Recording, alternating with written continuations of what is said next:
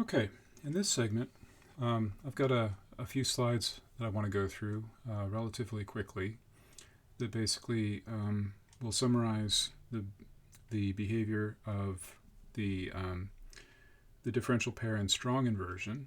And in this first slide, what I'm showing here is a plot of the differential output current of the diff pair I1 minus I2 normalized to the bias current as a function of the differential mode input voltage V1 minus V2. And so on the vertical axis we have dimensionless numbers that go from -1 to +1. So at -1 we're saturated at minus IB, and that means all of the current is steered over toward the right-hand side of the diff pair, toward M2. And when we're up here at +1, that means we're saturated at plus IB for the differential output current, and all of the diff pair's bias current is steered over to the left-hand side, to the V1 side. And of course at 0 we go through 0. And so what we're showing here is a plot of this normalized differential output current for different values of IB, for increasing IB. And here you can see these two curves are sort of right on top of each other. Actually, all of the curves for weak inversion would be on top of each other on this plot, and they would all be like the steepest curve here. And then as we start to get into moderate inversion, we start to bend over and start to get a little bit shallower. And then as we get up into strong inversion, what happens is things stretch out by quite a lot. So in this case, you can see that we're really reasonably far up in strong inversion, and it's switching from -1 to +1 quite gradually here over the span of basically a couple of volts. Whereas down in weak inversion, the switchover happens within roughly about 100 millivolts or so, plus or minus 100 millivolts. So 4 UT, roughly speaking. And then as you go into strong inversion, the switchover from -1 to +1 happens more gradually. This is very, very similar to the way that the saturation voltage, VDS sat, behaves as you go from weak inversion through moderate inversion into strong inversion. In fact, it's exactly the same thing. So in weak inversion, VDS sat is always like 4 UT, 0.1 volts. And as you go into moderate inversion, it starts going out from that, and it becomes kappa VG minus VT0 minus VS. And so in this case, it would be kappa VB minus VT0 as we go above threshold, as we'll see. So one thing to notice here is that we still have this sort of S-shaped hyperbolic tangent-like curve as we get into strong inversion. It still saturates at plus and minus 1, and it is approximately linear in between here in the transition region, and it curves over. So qualitatively, there's really not a whole lot of difference as we go from the exponential IV characteristic in weak inversion through the no man's land of moderate inversion into the quadratic behavior we get up into strong inversion. As we'll see in the next slide, the nonlinearity as we get into strong inversion is going to be what we would call a softer nonlinearity than it is in weak inversion. And we'll see kind of intuitively what that means in the next slide. And what we would call the linear range of the diff pair. So if we think of this circuit as something that takes a differential input voltage and transduces it into a differential output current, over some range of input amplitudes, the behavior will be more or less linear. So that might only be plus or minus 25 millivolts for the weak inversion characteristic. But as we get into strong inversion, the further above threshold we go, the wider this linear region becomes, and the more the more voltage range we have to play with.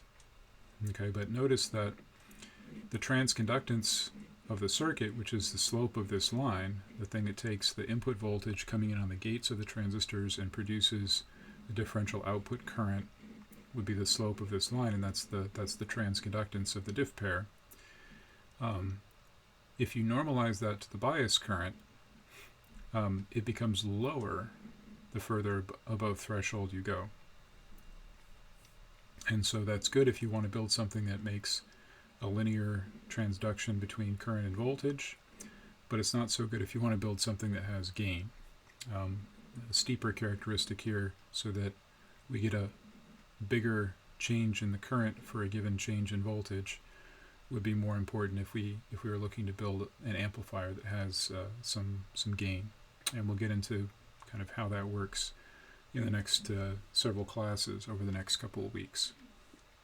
So on the next slide, here we have, actually this is the last two slides altogether. Thank you, preview.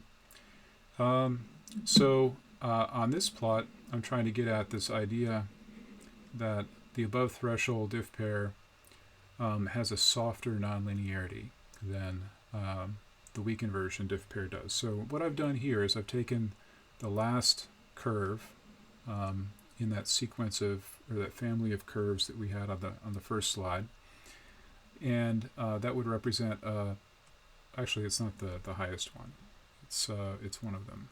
Looks like it's the one that saturates at about 0.6, which would be like this one. So the not the highest, but the third highest.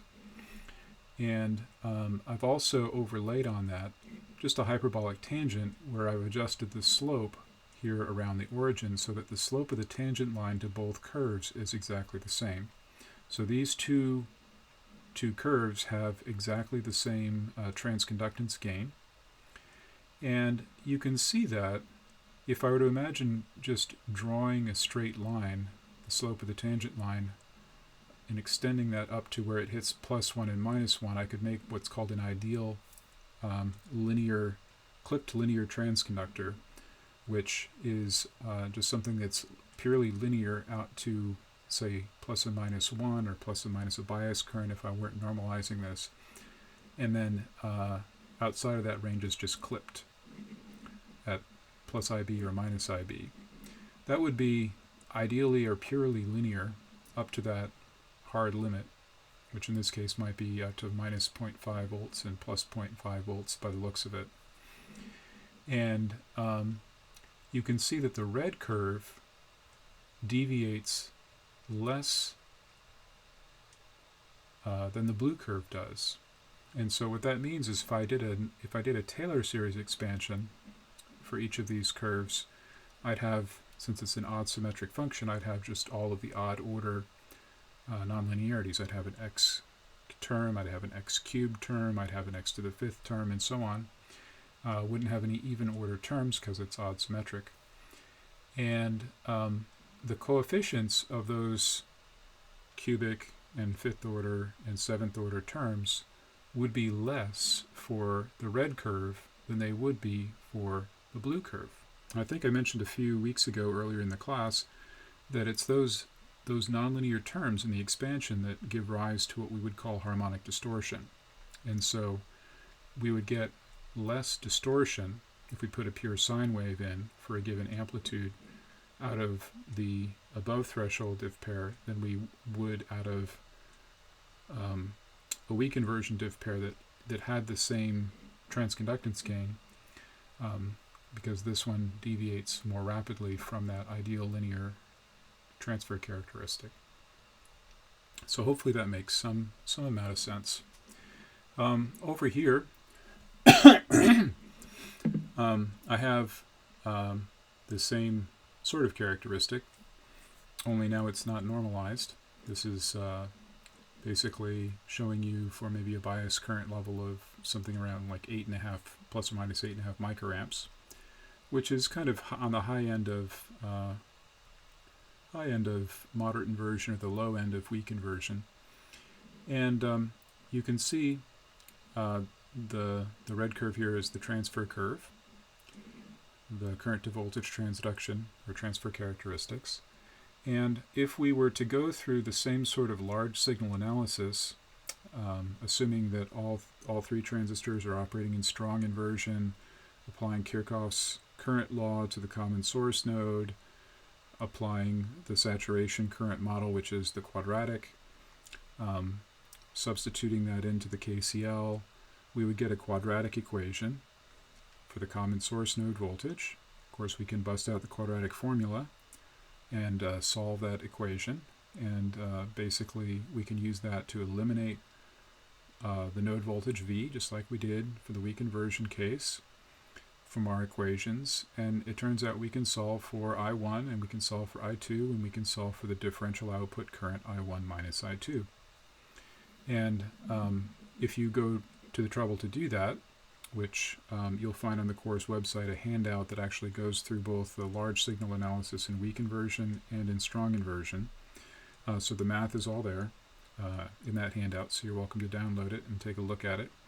What you get is an expression like this. So here, I should say that beta, B, and beta are basically the strength ratios of the bias transistor and the diff pair transistors. So in the event that the diff pair transistors are the same strength ratio as the bias transistor, then this ratio of beta B to beta goes to 1, and we're just left with IB times basically V1 minus V2 over VB minus VT0 times the square root of 2 minus V1 minus V2 squared over VB minus VT0 squared.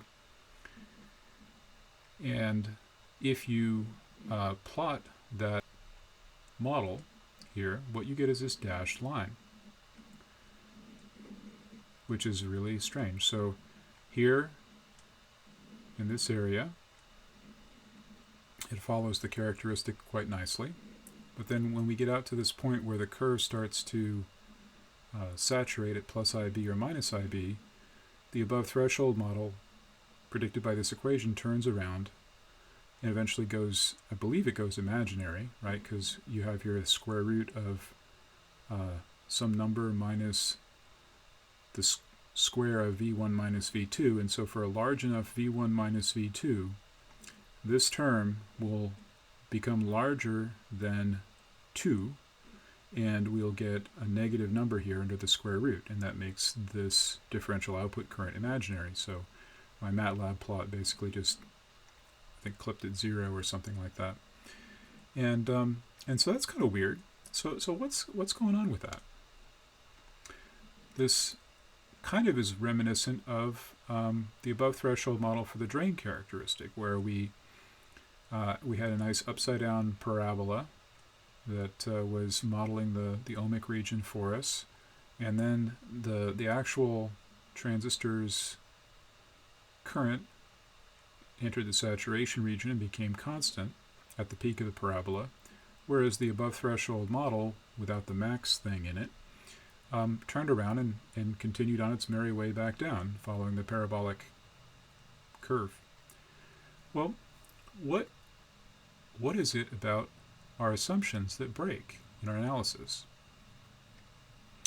Well, if we assume that all three transistors are above threshold, and we imagine what happens is, let's say we start increasing V1 relative to V2, well, that's going to steer some of that bias current from the 50-50 split, let's say, that we got when V1 was equal to V2, so that I1 is getting more of the bias current and I2 is getting less of the bias current. Well, what can happen if we're operating in strong inversion is that as we continue to steer the current over to, let's say, the I1 side, transistor M2 will actually start to go into moderate inversion. So it was originally in strong inversion. When we start steering the current away from the M2 side so that I1 is getting all of the bias current, there'll come a point where the current flowing in M2 starts to go into moderate inversion. And so our assumption about the transistors all operating in strong inversion, so that the quadratic model was accurate, or was a good description of the behavior, is no longer the case. And so eventually that transistor M2 will go all the way into weak inversion, and that at that point, most of the current will be steered all the way over. Most of the bias current will be steered all the way over to the M1 side. And so, if you look into kind of where the limits of validity are for our assumption that all three transistors are operating in strong inversion, it turns out that the condition is basically the absolute value of the differential mode input voltage has to be less than basically how far above threshold we are with a bias transistor. And so the details of that are in the handout. You can grab that off the course website and take a look at it at your leisure. Okay. It is possible to use the full-on EKV model to do a general analysis of the diff pair, although you can't solve for the voltage to current characteristics. You can solve for the current to voltage characteristics. So what does that mean?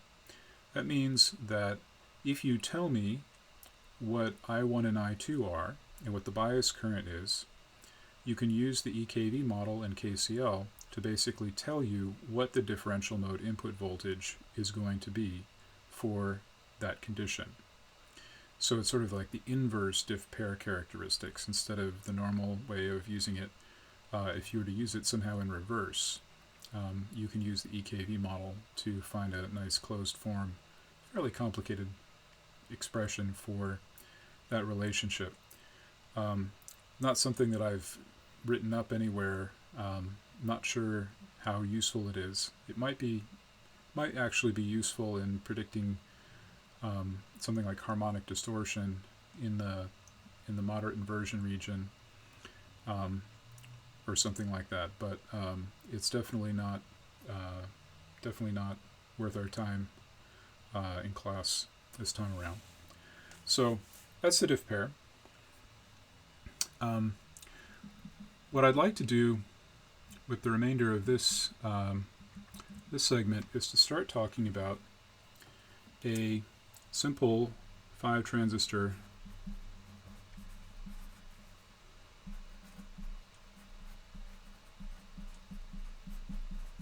differential amplifier.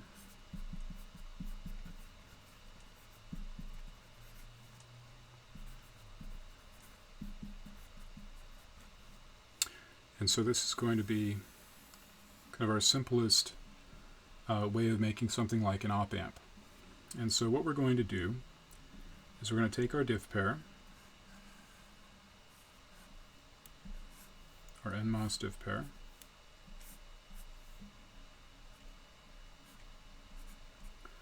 V1, V2, common source node V, bias transistor, same as we've been doing. This is IB.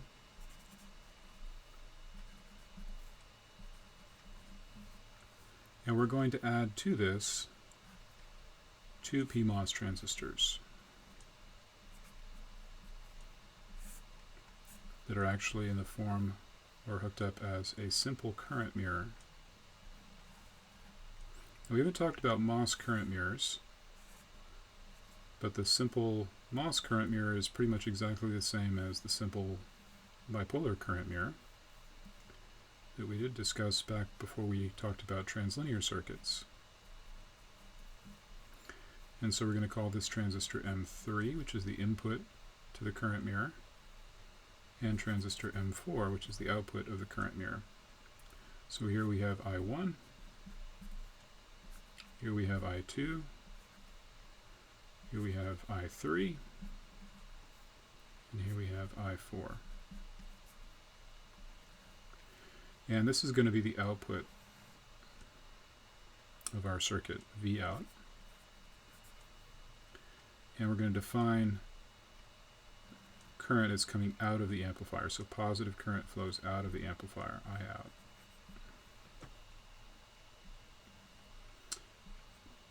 And just for the time being, instead of letting V out kind of do what it wants to do, we're actually going to apply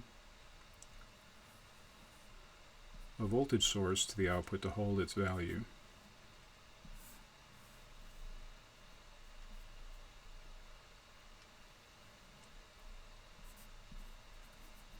And we're going to dial, so we're going to dial V out adjusted so that M2 and M4 are both saturated.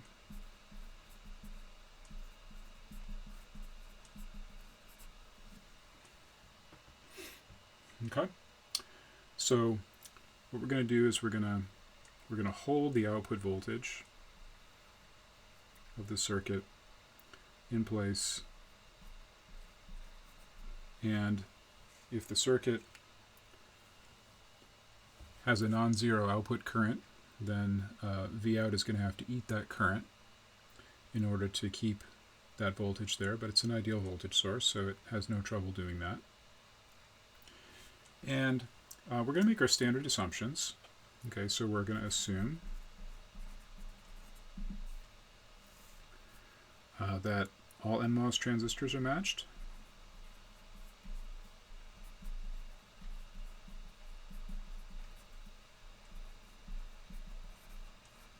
To each other. So M1 and M2 and MB all have the same characteristics. We're going to assume that the PMOS transistors are matched to each other. So that means that M3 and M4 are nominally identical. But we're not going to assume necessarily that the NMOS transistors and the PMOS transistors characteristics are matched. So they may have different threshold voltages, they may have different IS parameters, they may have different values of kappa. We're going to assume that they're not vastly sort of different from each other, but we're not going to assume that the NMOS transistor and the PMOS transistor's characteristics are identical. They may be comparable to each other, but they're not identical. That would be a very frail assumption, or like a fragile assumption to make, that NMOS and PMOS transistors are matched. You want to assume that like devices are matched on the same substrate. And we're going to assume that they're all operating at the same temperature. We're going to assume that the early effect is VAN is infinity and VAP is infinity, so that the early effect is negligible. So these are our idealized transistors. And so what we want to do is try to get a handle on kind of what's going on in the circuit. So the first question is, what is the output current? And how does it relate to the input voltages V1 and V2? Okay, so what is I out?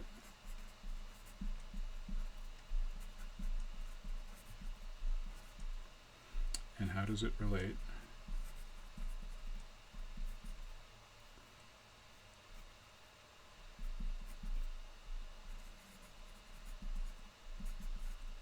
to the inputs V1 and V2?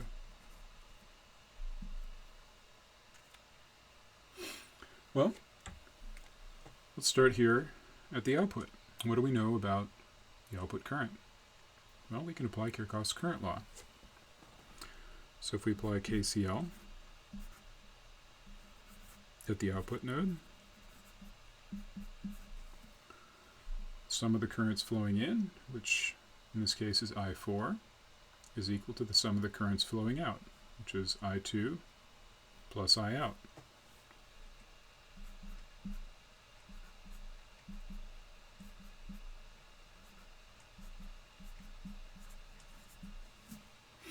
And we can easily rearrange this and solve for I out, so that we can write I out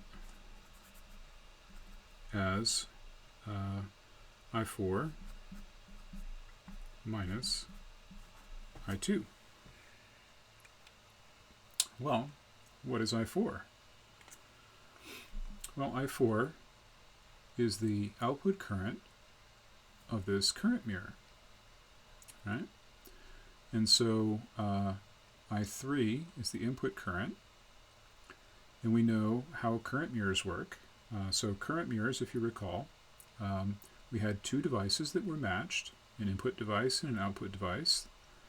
In the case of the NPN current mirror, we had the emitters tied to ground and we have the bases tied together. Well, here we have PMOS transistors instead.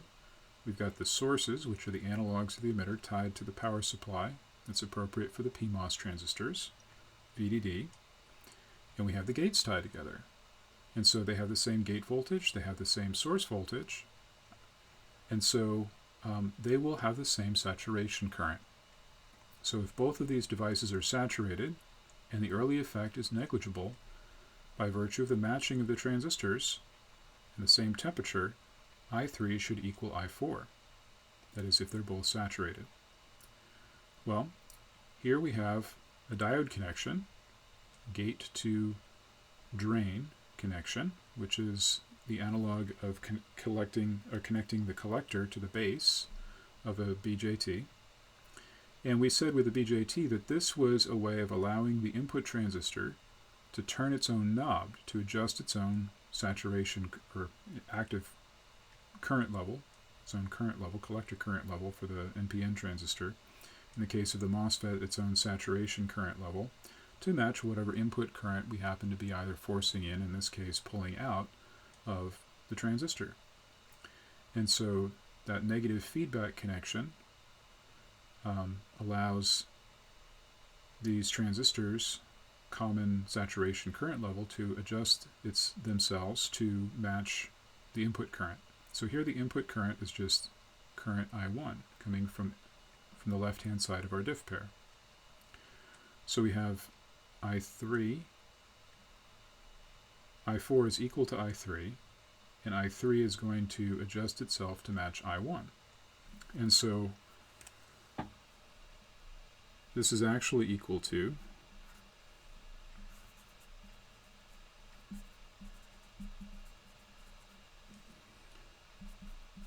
we have I out equal to I1 minus I2. And so the output current of this amplifier is just going to be the differential output current of the diff pair, only in this case it's not a differential current, it's actually what we would call a bidirectional current. This current can either flow out of the amplifier into our output voltage source. That is, if I4 exceeds I2, this circuit will push current out. If I4 is less than I2, or I2 exceeds I4, then what's going to happen is that the circuit will draw current in. So putting the current mirror on top of the diff pair here basically allows us to take I1, which is a current sink, and turn it around and make it into a current source whose value is equal to our original current. And they basically face off against each other here at the output, and they get subtracted by Kirchhoff's current law. And so we have made a circuit here whose output current just is the differential output current of the diff pair. And we know a lot about how that differential output current relates to V1 and V2. Namely, if VB is in weak inversion, we have a hyperbolic tangent nonlinear relationship that basically will switch from minus IB to plus IB in the span of about 100 millivolts or so, about VDM equals 0. This is not going to be a very sensitive function of the common mode input. Ideally, it would not be a function of the common mode input. And then as you go into strong inversion, you have something that's qualitatively similar. It's just that it takes a wider range of differential input voltage swing to do the switching from one side to the other. Okay, so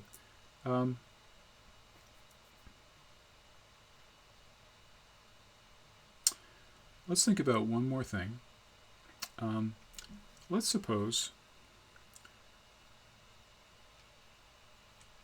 I take my V1 and V2 and I make them a common mode input voltage, say VCM, pure common mode input voltage, so that the differential mode input voltage is 0. Well, in that case, we know that I1 and I2 are going to be equal to each other and half the bias current. I3 will be half the bias current, and therefore I4, mirrored around here, will be half the bias current. And so I out should be 0. Right? So if V1 equals V2 equals some common mode input voltage, I out will equal half IB minus half IB equals 0 amps. Right? So here's the question for you. What happens to V out if I let go with my output voltage source?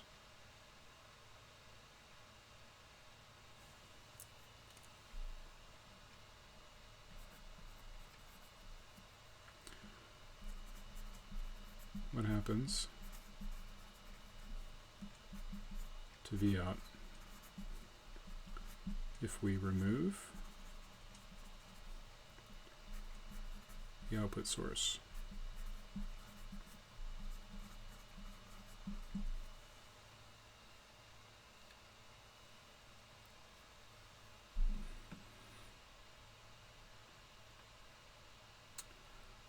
Well, if KCL is satisfied here statically, so that I2 equals I4, V out's just going to hold its value.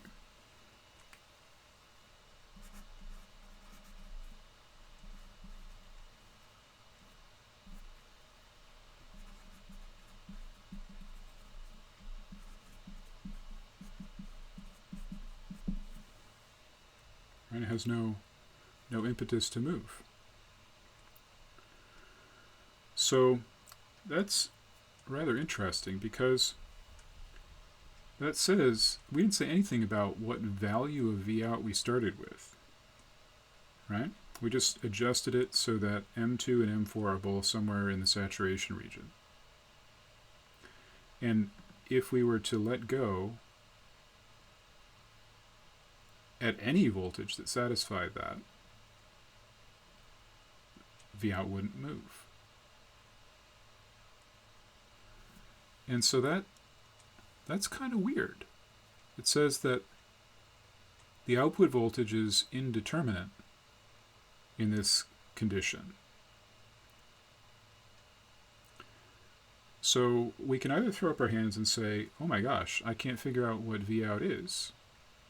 Or we can basically say, well, what does this mean?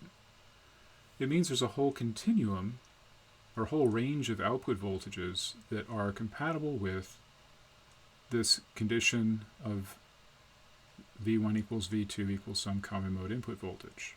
So that basically means, if we were to imagine what is the voltage transfer characteristic of this circuit, and we were to ask, well, what is the voltage, the output voltage that's consistent with VDM equals 0? Well, it's a whole range of V out, and so the voltage transfer characteristic would be vertical. It would be a vertical line at that point. So I'm going to try one more thing here. Suppose we start out in this condition where we are, say, at some common mode input, and we apply a little differential mode input to this side. So we change V1 from VCM to VCM plus some delta VDM.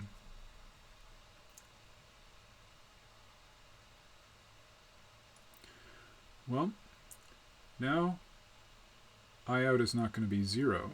It's going to be some positive value, right? So we've steered a little bit of the current over here and get some plus delta I and some minus delta I.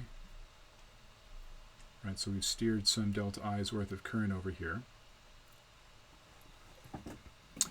And so that delta I gets mirrored here. And so if we look at our output current balance, we're going to have I out being equal to basically IB over 2 plus delta I minus I2 in parentheses I2 minus delta I. And so I out is going to be equal to 2 times delta I, whatever that delta I is, right? Because we're increasing this side by delta I and we're decreasing this side by an equal and opposite amount. So the difference between the two is going to be 2 times delta I. So now we have a positive output current, right? Suppose we then let go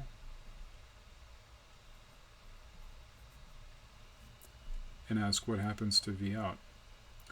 Well, that current was being eaten by the output voltage source. If that output voltage source is no longer there, what happens? The current has to go someplace. Can't go into M2 because M2 is saturated, and if it's got no early effect, it's not going to increase its current. So this current is going to have to go into our favorite thought,